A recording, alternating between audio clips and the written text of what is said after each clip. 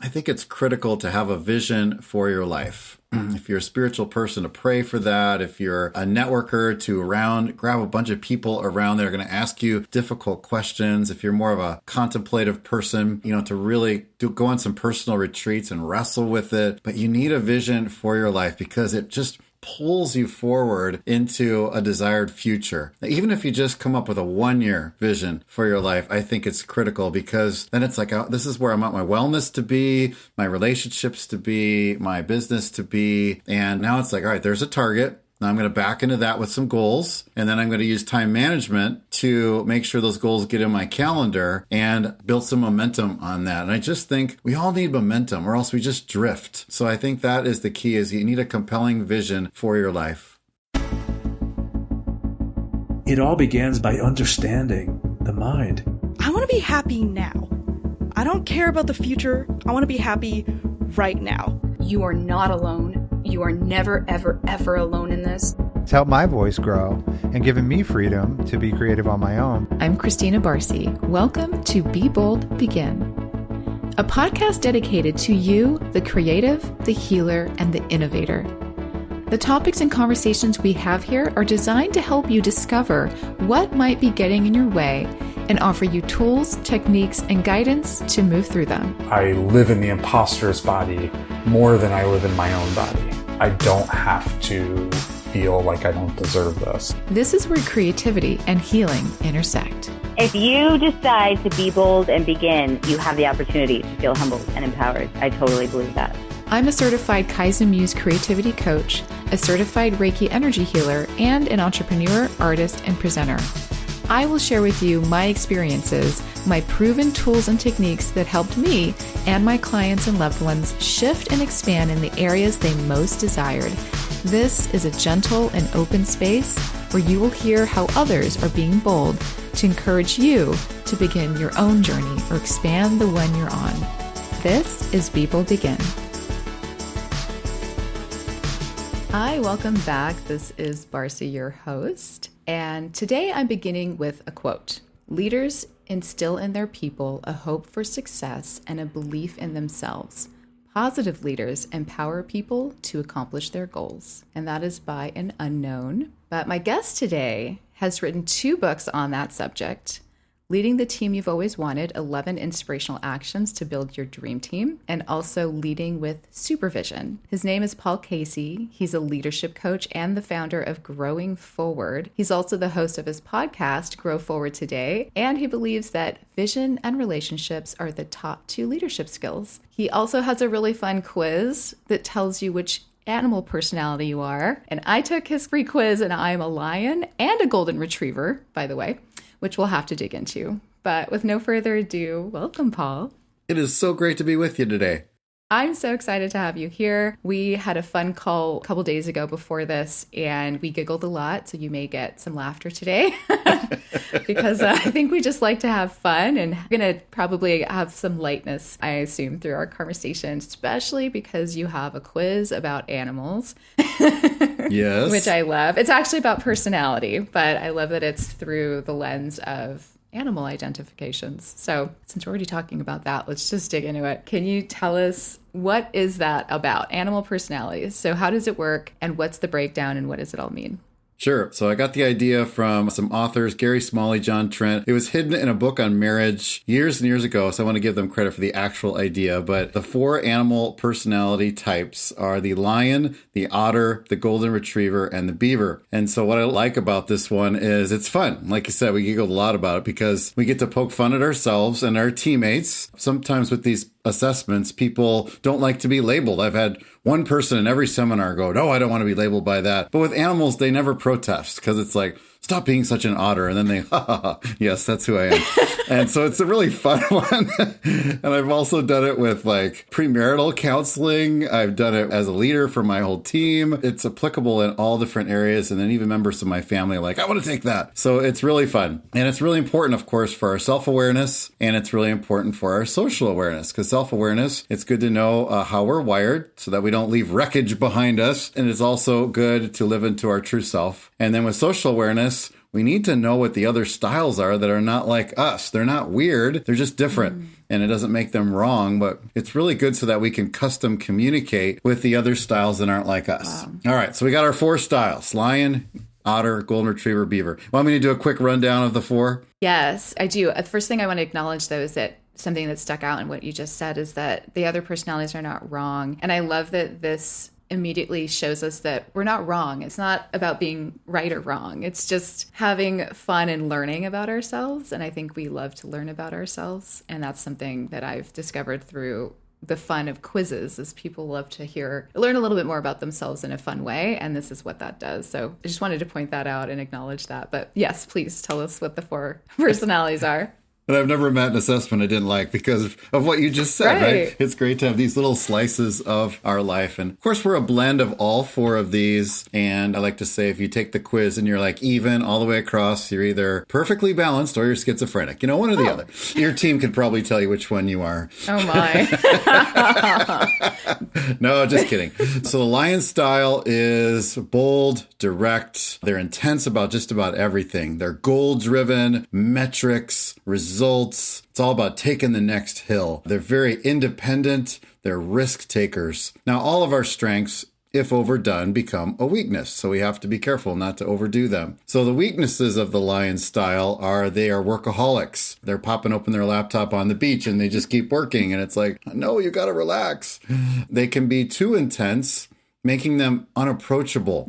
People always like, can I approach the bench, Judge? Sometimes they can be a little bit too over the top. They can be blunt and not put the filter over their mouth before they speak because it's just out with it. Feelings aren't as big of a deal to them. It's all about getting her done. Sometimes they can forget about other people's feelings. They lack a little bit of empathy. So that's the lion personality style. Then we've got the otter style. The otter is the playful one. I love otters at the zoo or the aquarium. They're on their backs, eating off their chest, and they're, just having a great time playing all the time. And so they are witty and charming people. They are creative. They're spontaneous, inspirational, optimistic kind of people. They'll jump up on the box and say, you can't take our freedom. Everybody's like, yes. And, they want to go with the otter wherever they're going. We all love to have otter friends because they make us laugh. Now, of course, overdone, otters have their weaknesses too. So they're the messiest of the 4 styles because they just drop stuff wherever they are. They have piles all over the place and their office looks like a bomb hit it.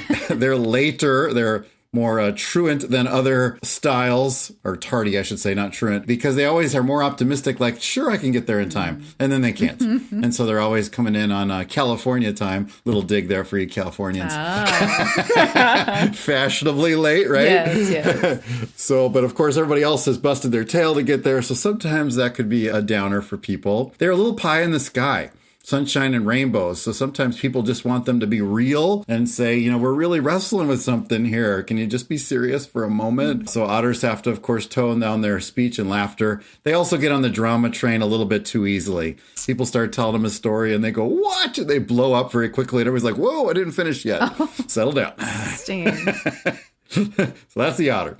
Golden Retriever style. So just like Golden Retriever puppy that I used to have years ago, you can pull on their ear and they still love you, right? They're patient and warm people, great listeners. They're just chill in that personality style. They're very conscientious. Give me a job and I'll get it done, but I don't want the limelight. People just want to tell their whole life stories to Golden Retrievers. They sit down in the office and, got a minute and all day they would just sit there and talk to the Golden Retriever. Now, the weaknesses of the Golden Retriever is they feel so deeply that they can get their feelings hurt very easily. So you got to come in soft with the Golden Retriever. They also hate change. You got to give them a lot of heads ups if you're going to change something in their routine because they really like their routines. And they hate conflict. They would rather die than confront somebody because they would rather just let's keep this all harmonious and oftentimes at their own expense. Like they'll become a doormat because they don't want to speak up about stuff. Then we have the beaver personality style. This is the organized, structured, planned, color-coded.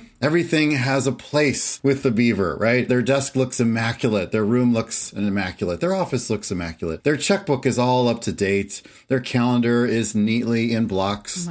And they just love organization. They love numbers and details and research. And they're the one that closes all the loops on a team. Now, the weaknesses of the beaver, probably you could see if that's overdone, they become OCD, right? Obsessive compulsive, because then it's like my way or the highway. You know, if you don't like it my way, you're doing it wrong. And they have to be careful of that. They can be very critical because they've scoped out all the research and they know they're doing it right. And so they think that the rest of the world is doing it wrong. They're really hard on themselves too in their own head. Their inner critic is going like crazy. And that's why it sometimes can ooze out on others. They frown more than the other styles because they're always processing everything. As soon as they hear something, they start overthinking it. So they have to be careful of that. So those are the 4 personality styles, Barcy.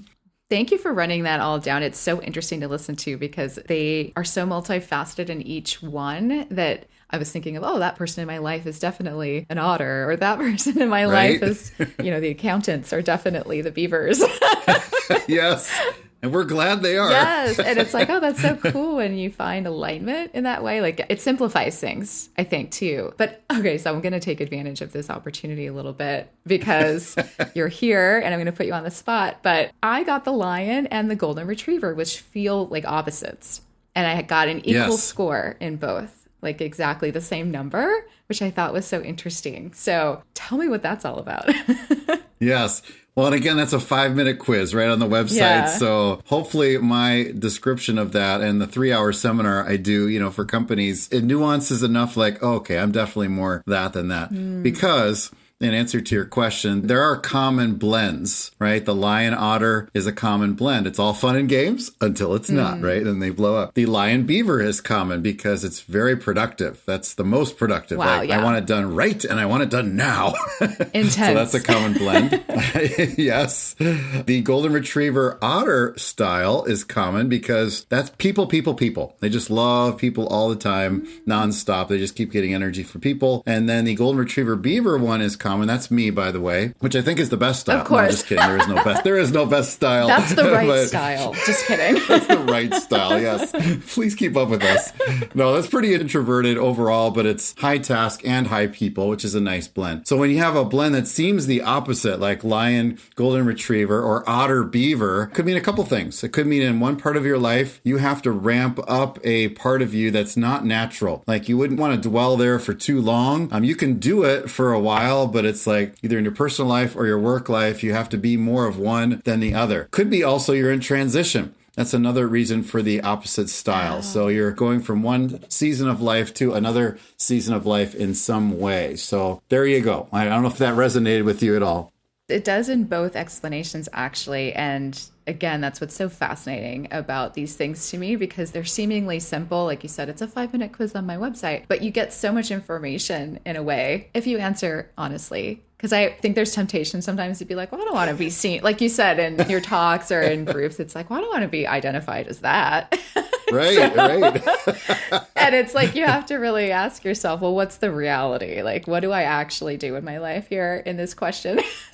Yeah, it'd be good to have somebody else take it on you, right? Oh, yeah. Do you ever do that? Do you ever have like in marriage counseling or? Yeah, once in a while, I'll have other people do it. I really think I should do that more often because that's when you can compare the two and go, wow, I see myself as this, but for some reason you don't. Let's talk about that. I love reframes like that where we kind of like turn the tables a little bit and what I would call like turning the prism like around and seeing things through all the different angles and lights. Yes. So that's a fun way to play with that exercise. But yeah, I think I'm in a transition. And I also see those two things working for me in different categories of my life, whether it be business or personal. And I also know where I'm more comfortable between the two, which is more enjoyable, I should say. What's more enjoyable and which takes a little more energy at times. Just depends on all of those factors. It's fascinating. And I also see where the golden retrievers, the person I definitely was as a child, I was very fearful of any conflict and anything like that. It's like, oh my God, don't look at me. Like, just pretend I'm not here. And like, everyone just be cool. Yes, like, me too. Yeah. Oh. Totally. And I can see how I'm a blend of all four, and you probably could too, just here in the traits, right? I have a little spike of lion because I'm an entrepreneur. And as an entrepreneur, you got to keep going after more clients, right? You've got to help. You want to take more ground and keep growing. But in my personal life, no way. You would never say that I'm a lion, that I'm going to steamroll over the top of you, or like I want to just duke it out with you, in a debate. Nope, not going to happen. And then like Otter, I love comedians. I love to laugh as we did together, on our call last week. And so I could see how the optimism and the joy of an otter is deep within me as well. Yeah, and I feel that for myself too. And it makes perfect sense hearing that that's something that you feel is a big part of your personality. And we're like, oh, we could talk about. You also do a lot with time management and things that are very organized, in my opinion. And, yes. And we were like, oh, let's talk about the fun stuff. Like, not that that's not fun, by the way. I don't want to say it isn't, but all right, it's not fun. There's a lightness to kind of talking about leadership through this lens that I find so fun and interesting. And I'm very excited to have you on because I think this is like a really fun way to talk about leadership. I think that there's a lot of rigorousness around it or just ways you're supposed to do it, right? And I think this kind of pulls the veil off of that a little bit and goes, hey, we're all just people. Yep. And we're all just trying to do some stuff. And that's it. Like, how can we work together? And I love that. This is what I get out of it, at least from the short conversation we've had so far. Would you agree that that's kind of part of it?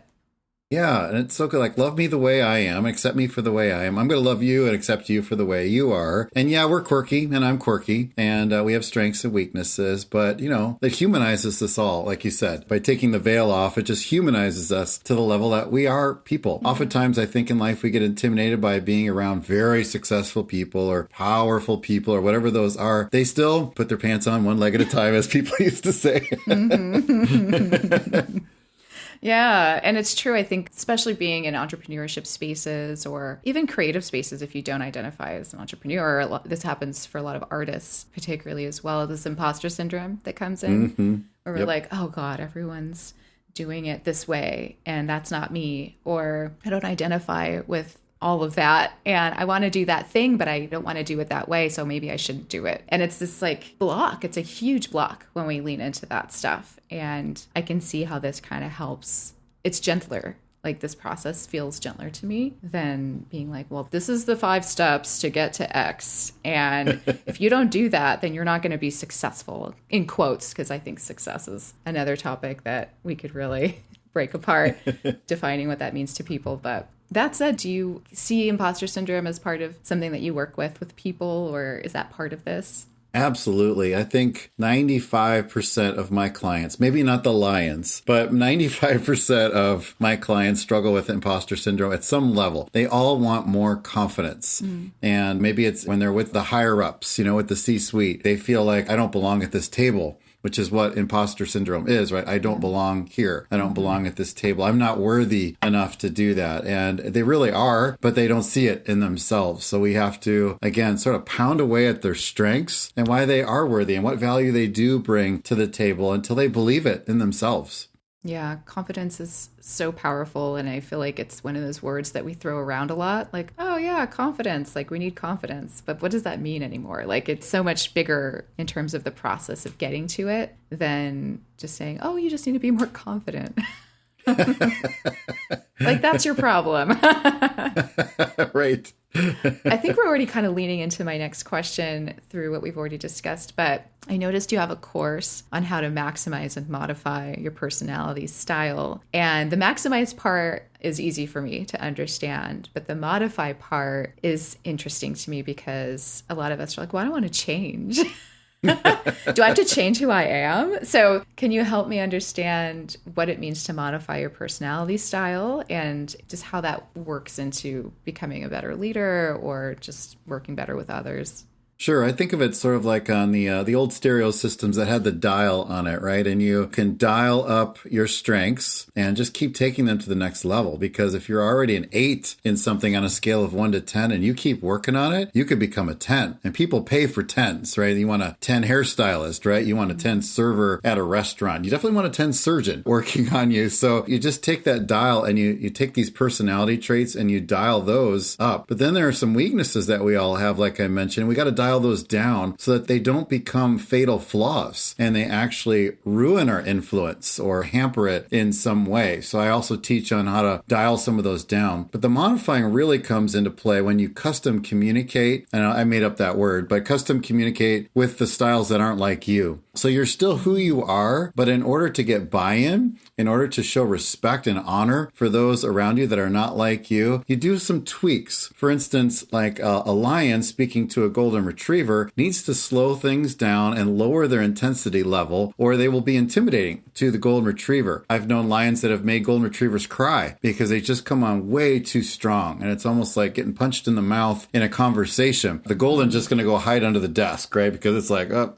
I'm not in this conversation. While the golden, to communicate to the lion, has to speed up their speech. And they have to show more confidence because lions will disregard people that are weak. They'll be just like, nope, all right, I'm just going to move on to somebody else that's going to keep up with me. So that's what I mean by like modifying the style. That's so interesting. I was an actor before, and I relate to that. It's a study of personalities and life, yes. Right? Ultimately, it's very psychological and sociological and philosophical, even if you are doing your homework well as an actor. Yes. And that makes sense to me in terms of thinking of tactics, right? Like, how can I get what I want is always kind of what you're trying to think of on stage. And also in dealing with, as a child, like narcissism and trying to modify so I can, again, get what I need out of the situation. And I'm very good at weird encounters now as a result. If that makes sense, I can navigate them very well because I can speak their language suddenly. It's just so deep inside me because I learned it at such a young age that now I'm starting to realize that it's somewhat of a skill, but also something that people can learn to do. And I taught it to myself just through my immediate interactions that were in the family and things like that. So I'm sure there's others that can relate to that. The more I talk about it, the more I hear other people relate to that. So I just wanted to bring it up as something that people might be like, oh yeah, maybe I do that.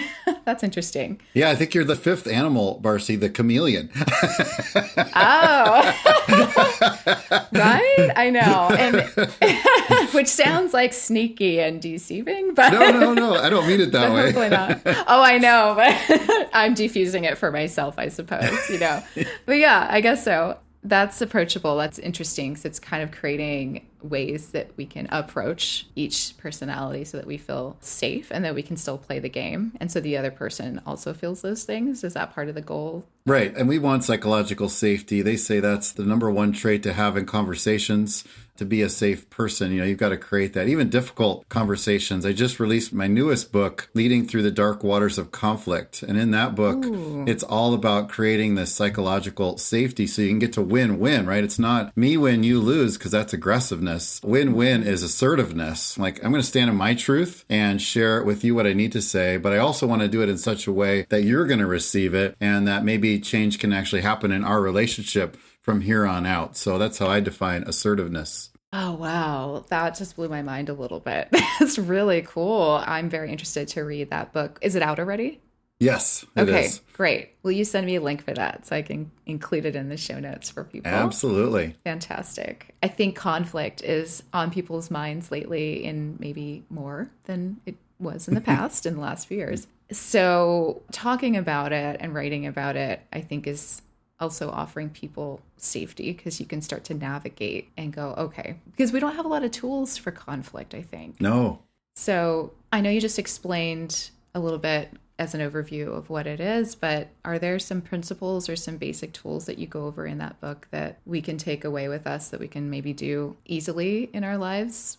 Like right away? Yeah. And I'm glad you bring up that we don't have a lot of tools. Like most of us didn't have a class in high school about resolving conflict, right? Or in college, unless you're maybe in some type of sociology class. And then we just watch our parents. And that's not always the healthiest model. Some of them yelled, some of them clammed up. And that was like, okay, there were no tools there. Then we go to bosses and some of them, again, healthy, some of them not, and how they handle conflict. And we just sort of come up with our own style. Right. We do a default conflict, another one of these little quizzes, right? Default conflict style assessment to see, are you a director? Like, or do you come right at it? Are you an avoider on the opposite end? Like, you just hope it all goes away. Are you a compromiser who just hopes we both win a little bit, but we both lose a little bit too? Are you a harmonizer that says, can we all just get along? Or are we this integrator? That's the best win-win style where this is what I need. What do you need? That's sort of the posture that we have in a conversation. So learning your default style is important. And of course, managing your stress is important. So when those conflicts do happen, the self-care, you have a good base so that you don't blow up or get triggered as easily as those that are living on the ragged edge. Wow. Before you even said the word trigger, I was like, certain conflicts are so triggering for each of us differently. So it's like, how do we manage that? And how do we forgive ourselves in the moment enough to kind of move on from that? And maybe it's something that, like you said, needs to happen before. And I think understanding our defaults is a great way to start to work through that initial reaction, right? Yeah, so we're not as triggered, right? Not as easily triggered. I was listening to a podcast yesterday about that. The speaker's like, we can't really do anything about the triggers because they're probably trauma from our past. We've got scars. I'll show you my scar. You show me your scar. Almost like a tattoo, that we've had these bad occurrences in our past. So we can't do anything about those, but we can get healthy enough to the point where we're not as triggered. Or we've got some tools in order to breathe. We've got some tools to back away from situations, to reframe. Used that word earlier, so that we aren't triggerable as we typically would be. Most people react pretty quickly when they get triggered, right? And then they realize, oh, I blew it again. I bled all over everybody, again. And so these are just little techniques that you can use on the front end so that when conflict happens, you're going to handle it a lot better. Yeah, I will add that I do think you can work on those traumas. You can't change the past, of course. The things that have happened. But there's even beliefs that you can start to rewrite your past history. So that I find very interesting, too, when we start to look at it a little differently. So I do think there's some work that can be done in that space, too. And I differ a little bit on what that speaker said regarding that. But I think overall, it's still all part of that process of how can we be better in the moment, or at least recognize what just happened so we can start to be better, or say something nice after to our component. Yes. And after you've said, what you need to say in a conflict or confrontation, I like the acronym LEAD, LEAD. So the person usually doesn't receive things well because, like I said, most of us react when we get confronted. And if you can remember the LEAD formula, hopefully that'll stick with you as a listener today. LEAD stands for listen to them. So hear them out when they react back, because that takes a third of the energy out of the room, out of the conversation, if you just let people speak without interrupting. The E is to empathize. That's where you say, oh, I could see how that would make you stirred up. Or I would be angry too if I wasn't communicated with in a timely manner either. That takes another third of the negative energy out of the room because you're seeking to get behind their glasses, right? You're trying to get in their world. The A is to apologize. And this is even though you're confronting this other person about something, there's probably you contributed at some level. Usually, even if it's at 1% level, if you apologize for your share of the wrong, it's amazing how that takes the last third of negativity out of the room. I've had people say like, no, you weren't wrong at all. This is totally on me and you're confronting me and I'm just reacting. I'm like, whoa. Okay. Other people will be like us. I forgive you and I'm sorry too. We actually can get towards reconciliation. The D is the discuss part. And oftentimes we jump to D too quickly, and it doesn't work backwards. Deal isn't a word, right? So it's gotta be lead. You have to go in that order in order to get to true resolution. Yes. Oh my goodness. That's true. Order is important in this case. I had an interesting, what felt like a very small conflict, but became bigger because there was a trigger involved, right? And I'll share that I immediately was able to identify it was me that was triggered. What it was like, oh, this is from my past. This is not the person in front of me. It's just I reacted because I was transported to like 5-year-old self watching my parents, like this moment that was just like, it's so funny how triggers work. It's like your traveling time. But I was able to recognize it and bring it up right away. But it didn't necessarily relieve the other person's now trauma from my trigger because of their own stuff that they have going on. So the discussion part had to happen a few times until we got to, I think it took probably till the next day for us to get back to a place where we could let it all go. There were some pieces missing where I think I have a better understanding of my defaults and the other person may still be working on that. So it's like the information about ourselves becomes really important in navigating these moments. And there's always more for us to learn about ourselves because we also continue to change and our circumstances do as well. So it's continuous, which I think is really cool once we accept that it's a process. You're never just done. I'm done healing. I'm done knowing everything about myself. I wish. I am now a perfect human. I still wish. Right? So interesting how it can be something really, really small, seemingly, again, or really big, but the resolution can kind of be handled in similar ways. Yeah, and I think you bring up something my friend Matt, he likes to say, avoid reactions based in childlike insecurities. And I'm like, oh, say that again. Avoid reactions based in childlike insecurities, because that's where a lot of this comes from. Right. And now we're adults and we're supposed to adult. Now it's a verb, right? Yeah. We're supposed to adult every day. But sometimes we revert back to those childlike or teenage responses. Then we don't feel good about that. And I really like how you said we've got to use self-compassion too, because we will mess up. It is a long journey towards healing. It'll be the whole rest of our lives. And we can get better at it though. And that's the hope I have as a coach, right? Is to give people some tools that they're able to start healing from that. Yeah. And I mean, I know you're a leadership coach, but there's so much more baked into that is deeper. And I think people show up for being a better leader, but they're going to walk away with all of these human skills that they can continue to take with them regarding the tools they learn and how to grow. And I'm sure that reflects not just in the workplace, for example, or, business life, or however people think they want to show up as a leader. But we can be the leader in our personal lives too, right? Like we can have control of our choices and how we want to navigate, how we feel, and the experience we want to have. To me, that's where leadership really begins. What do you think? Yeah, it's personal leadership. I say at the end of my podcast every episode, and you're going to get to be a guest on my podcast too. I can't wait. I'll turn the tables on you. That'll be fun. I end it by saying, you have to lead yourself first before you can lead your team, right? You got to lead yourself well before you can lead your team well. Self-leadership precedes team leadership. So you're so right. I feel like my niche is soft skills, and that's pretty broad, but all my training seminars have something to do with soft skills. It's not the, how to get the best results in your company. I'm glad there's people that do that part, but it's this stuff. It's the personality, emotional intelligence, time management, vision, change, all these things that are really, leaders mess with people's lives. They really do. They don't mean to in a bad way, but when leaders are driving towards a target, they have to be fully aware that the relationships need to come along with them on the journey. So that's why soft skills are so important in leadership. Yeah, I think it's becoming more of a topic and more of an acceptance that it's at the top of the list nowadays that I'm hearing in these other conversations. I produce another podcast called The Future of Work, and it comes up often in that space where the speakers are emphasizing that as we move towards a more technological world, what becomes actually more important is the soft skills because those are irreplaceable. So we don't want to lose the humanness of the things that we engage with, whether it's AI or not. It still requires a team that has soft skills. And in fact, we need that almost top of the list in terms of requirements from an employee, for example, versus technical skills, because those can be taught, but soft skills is a very different journey.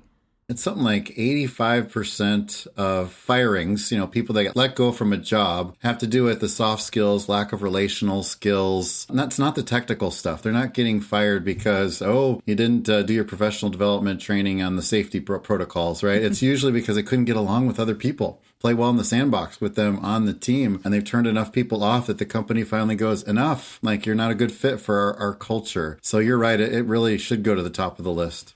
Yeah, I guess I just want to point that out because I think what you're doing is really important. And I just want to shine light on this being an extremely important thing for us to kind of consider in our personal and professional lives, is to really work on ourselves and spend time figuring out more about who we are and how we can play in the sandbox. Thank you.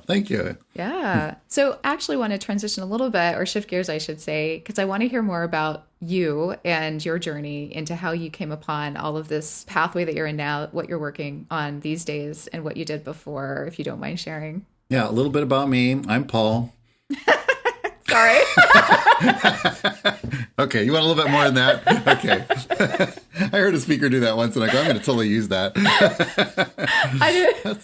That was hilarious. Thank you. Thank you for that. Yeah, sure. Yeah, so I grew up in a very sheltered home. So I don't have a lot of scars, so to speak, from making lots of bad decisions because it was pretty much a greenhouse. So it was the same with my home life, my church life, my school life, all the same. And so I was an only child as well, which is like being a firstborn on steroids, as they say. So I got all the chores and also all the presents. But my life was pretty small, pretty enclosed. Luckily, I had a best friend who lived a few blocks away and went to my school and church, and we were the same age. And so he was like a brother to me, which is great. Then I went off to college and studied elementary education. So I became a 5th grade teacher. So that was my first career. Moved to Southern California, your neck of the woods, and became a 5th grade teacher. So I moved far away from my home of Chicago. I'd never been west of the Mississippi in my life. And there I was in, LA area. And all I had were the kids in my class and the teachers and their parents. And that was my social network. Wait, why did you move to LA of all places to be a 5th grade teacher? Well, I was following a girl there. And, okay. All right. Yeah. A lot of people move west for that.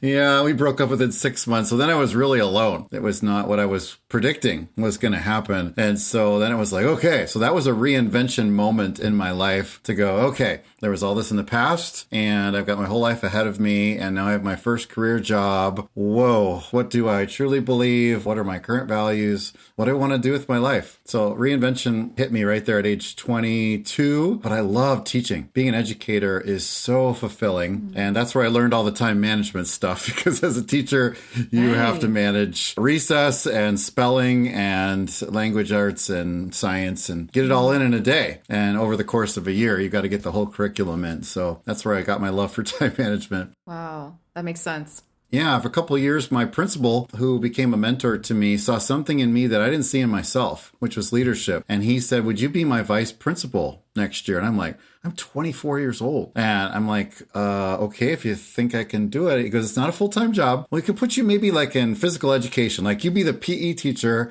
half the day and you can be my vice principal the other half of the day. And I went, okay. So I came to school in a suit and I went into gym clothes at lunchtime and became this guy that was just playing with the kids out on the field. And that was a big step for me. So instead of 24 students, now I had 540 students that I had influence over, plus the teachers. From there, I moved up to this wonderful state of Washington, the Evergreen State, and became a school principal at age 26, just 2 years later. And again, didn't think I could do it. And I said, well, if you think I could do it, I didn't even have my master's yet. It was a private school. And so in that system, you don't have to have the master's right out of the chute. So they said, we'll pay for that. I'm like, you'll pay for it? I'm in. And so I became a principal at age 26. So that was my first 10 or so years of my career.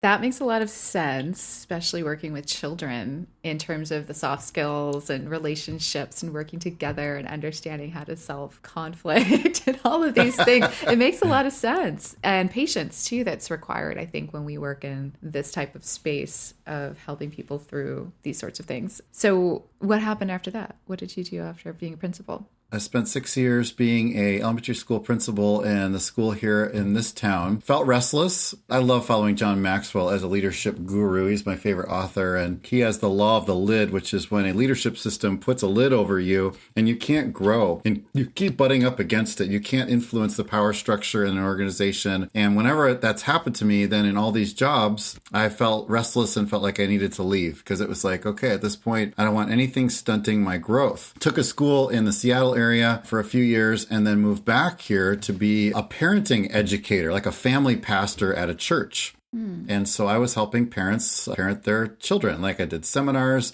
CDs were just getting big at that time. Podcasts were just barely starting about that time. And I could do seminars and it was like full freedom to use all the media that we had options to help parents with their parenting skills. That evolved into doing premarital counseling. And I think I've officiated like 35 weddings now, in my time. And of course, I gave them the same personality quiz that you took on my website. Oh, because I said, well, in theory, if you're signing up with someone for life, shouldn't you know their personality style and the strengths and weaknesses of that? So that's where I started using that. And so I've always been an educator at heart. Then I became an executive pastor at a church, which is like being a principal, but without the kids. Although adults sometimes act like kids. But anyways, and so from there, I learned about coaching. I'd already been speaking to 7 different regions at teacher conventions, giving them lots of ideas. And I love the energy of a room full of 150 people, just hanging on every word for ideas. And I just love that thrill. Kept developing more and more seminars. Then I heard what coaching was. Thought it was a little woo-woo, like what's life coaching? Like, I don't know what that is.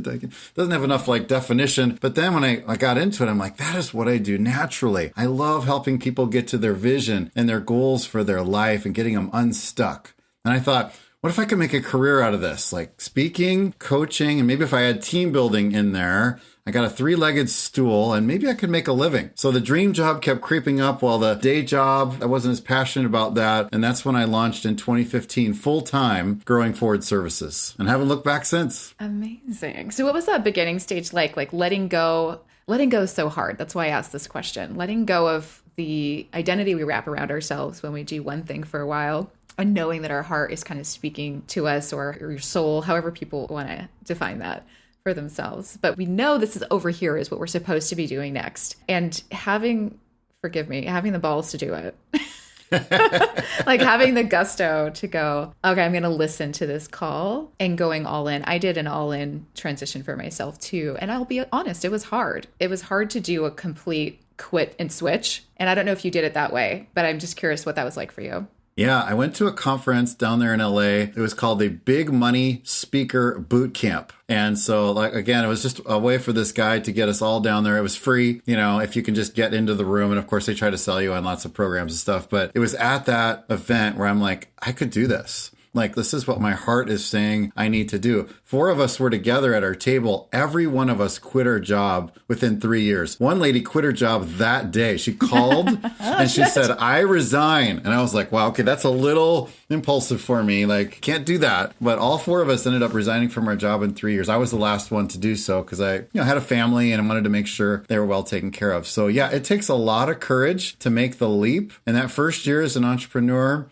well, I knew I had to do it. Like I'm put on this planet to do what I'm doing. I get to live my purpose every day. And that is so compelling that I can't even look back and go, I wonder if I regret. No, I don't. I don't regret any of that. That first year is hard as an entrepreneur because your income goes to 0 very quickly. Yeah. If you're married, usually your spouse is like, is this a good thing? Like, she was scratching her head there after 6 months and I was making like $1,900, a month. And that wasn't enough to support the family. But, you start getting one break, you start networking, you start offering new services, and then one thing leads to another. Then you get an anchor client that starts sending you lots of business, and now you could start diversifying. And after 1 year, I would then resign from a couple little part-time jobs that I had, and that's been great. Thank you for kind of walking us through the journey a little bit because it can be so befuddling. It's like, well, what happens? Like, what happens? There's a lot of majesticness around being an entrepreneur and quitting your job. And it sounds inspirational and awesome. And it is. And it's necessary if you feel called to do it. But it's not particularly smooth sailing unless you are. Usually it's like the second or third business where it's a little easier because you understand how to do it and you've worked up some funds to live on. And it's like a different process. You can take your time maybe in a different way. Yep. But my journey was similar. So I relate to what you just shared and mine is the spouse. But yeah, I think I was making like, I don't know, $400, $800 a month for like a year. I mean, yeah, it's scary. It was a broke city. Yeah. It's scary.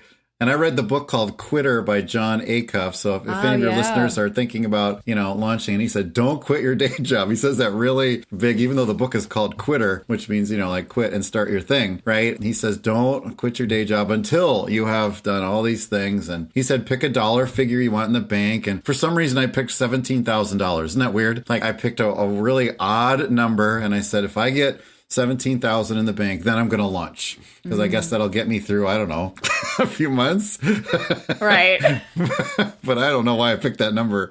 But as soon as I got it, I'm like, I'm resigning. I'm out. Interesting. Yeah. I had kind of more of a spiritual moment. I was like, oh, I got the message today. I'm supposed to quit. So I guess that's what I'm doing. And I walked into my job and I quit. Oh my goodness. Wow. I gave myself time though. I said, I'm giving my, 6 weeks notice instead of 2 so that they could replace and I could get my head around what just happened. Classy. Yes. Classy move for the employer. Yeah. But I'm glad I did that. It gave me time to kind of go, all right, like, what is this going to look like? And am I doing this? All right. So all of that said, what is the one thing you want people to understand about the conversation we just had today?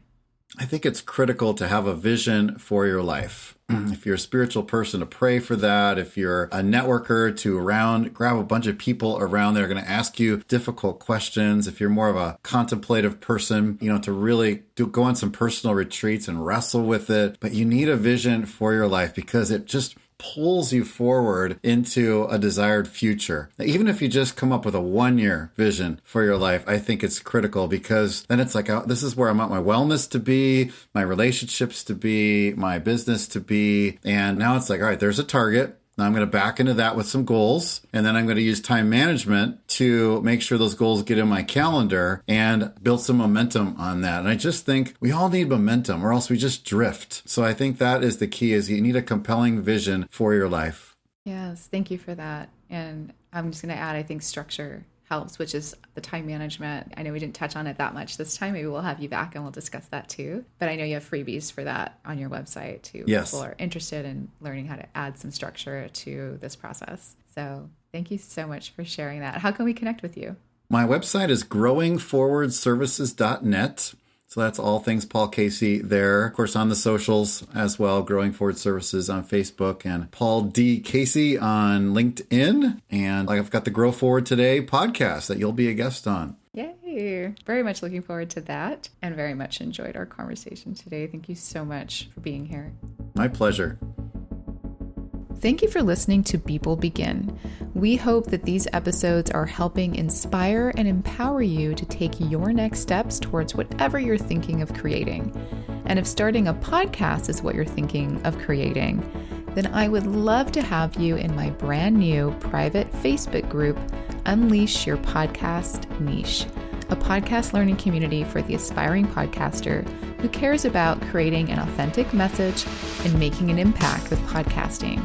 Join us for live opportunities with me and meet other creatives like you who are at the same stage. There's a link in the show notes to join us. Happy creating.